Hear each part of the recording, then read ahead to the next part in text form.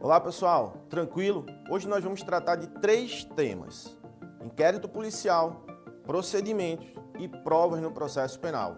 Se liga que vai cair na OAB.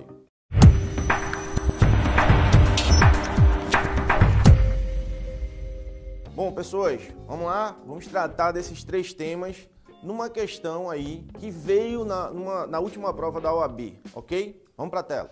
Bom, vocês estão vendo aí, ó, FGV 2022, né? Exame da Ordem Unificada, exame 34, primeira fase. Então tá aí, ó. Francisco, preso em flagrante, logo após a prática de um crime de furto qualificado pelo rompimento de obstáculos, ok? Agentes públicos compareceram ao local dos fatos e constataram, por meio do exame pericial, o arrombamento do fecho da janela que protegia a residência de onde os bens foram subtraídos.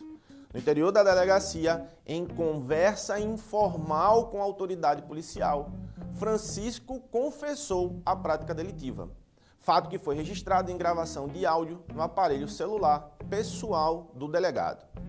Quando ouvido formalmente, preferiu exercer o direito ao silêncio que foi-lhe assegurado naquele momento. Francisco, reincidente, foi denunciado, sendo juntados pelo Ministério Público, já no início da ação penal, o laudo de exame de local que constatou o arrombamento e o áudio da confissão informal encaminhado pela autoridade policial. No momento das alegações finais, o advogado de Francisco, sob o ponto de vista técnico, deverá destacar que... Então vem aqui comigo. Bom, vamos relembrar aí mais uma vez a questão do procedimento, né? A gente tem que saber isso, moçada. A gente entendendo essa timeline aí do procedimento, eu sempre falo, tenham em mente o procedimento comum ordinário, porque ele é o tronco para todas as outras, ok? Vimos aí que o furto é qualificado, então o procedimento é o comum ordinário. Então tem lá o recebimento da denúncia, ok? Pelo juiz, ele faz análise lá do 395, né? Ele recebe a denúncia, manda citar o acusado. O acusado foi citado validamente, pelo que a gente vê aí, né, no nosso exemplo, porque houve uma instrução probatória, então ele foi citado, houve a citação válida. Ele tem 10 dias para apresentar a resposta escrita à acusação. Cuidado, eu sempre falo isso. Os prazos são corridos, não são em dias úteis, tá? E se for a intimação, a citação na sexta, só começa a contar a partir do primeiro dia útil seguinte. Tranquilo?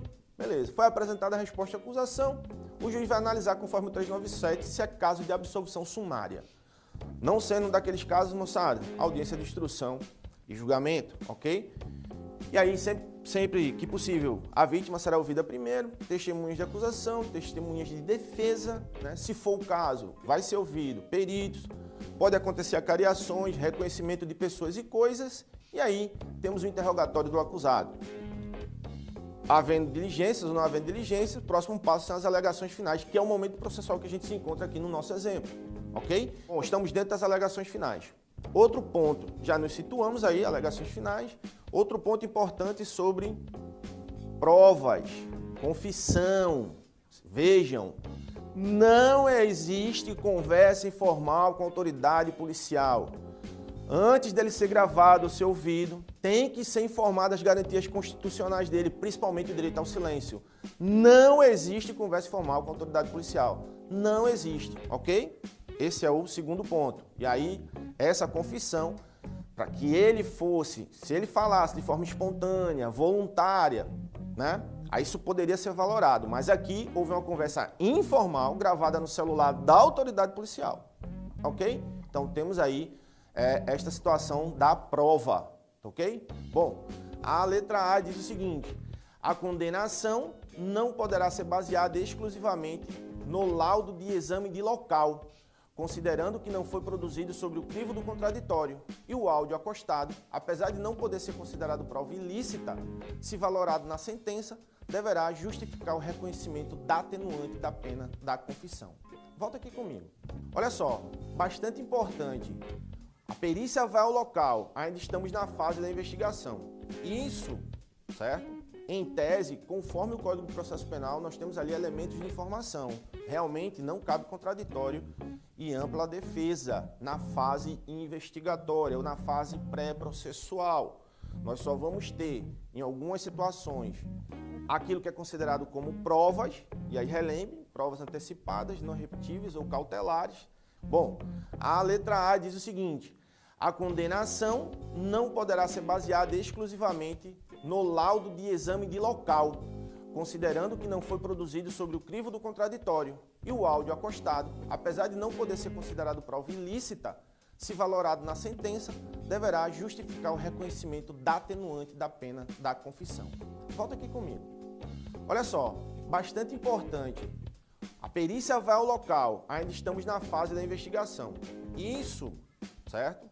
Em tese, conforme o Código de Processo Penal, nós temos ali elementos de informação. Realmente não cabe contraditório e ampla defesa na fase investigatória ou na fase pré-processual.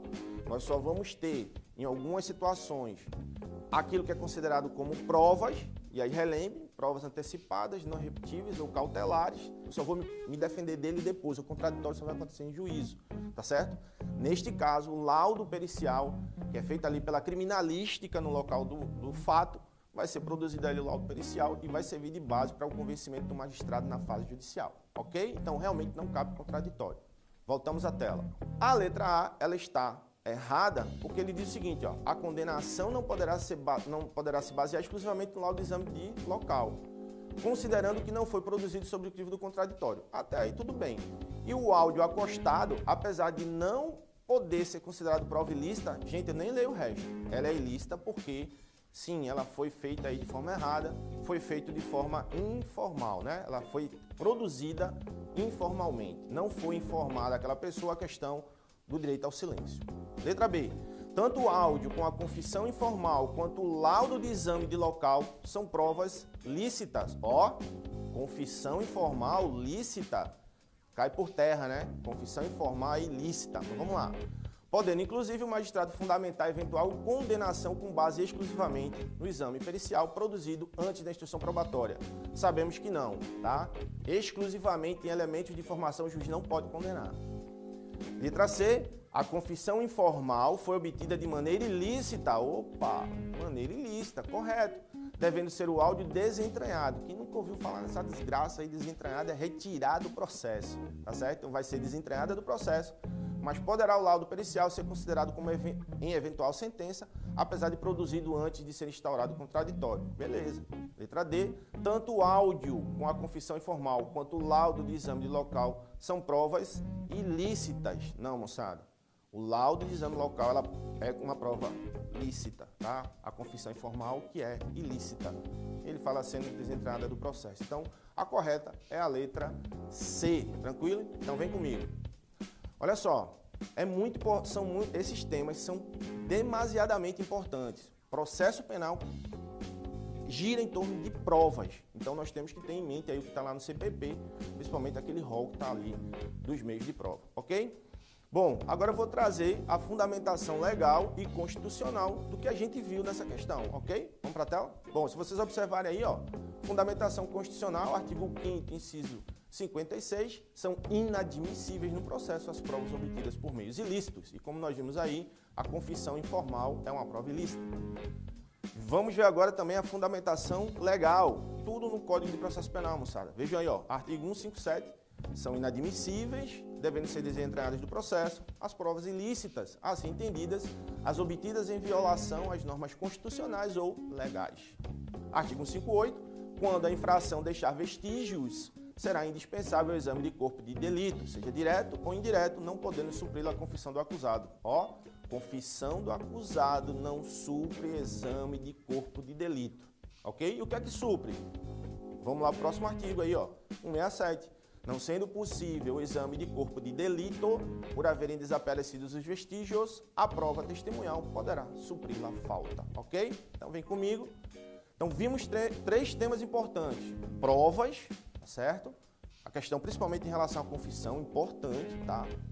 Vimos a questão do procedimento comum ordinário aí rapidamente e vimos a questão dos elementos de informação produzidas na fase investigatória. Beleza? Até a próxima.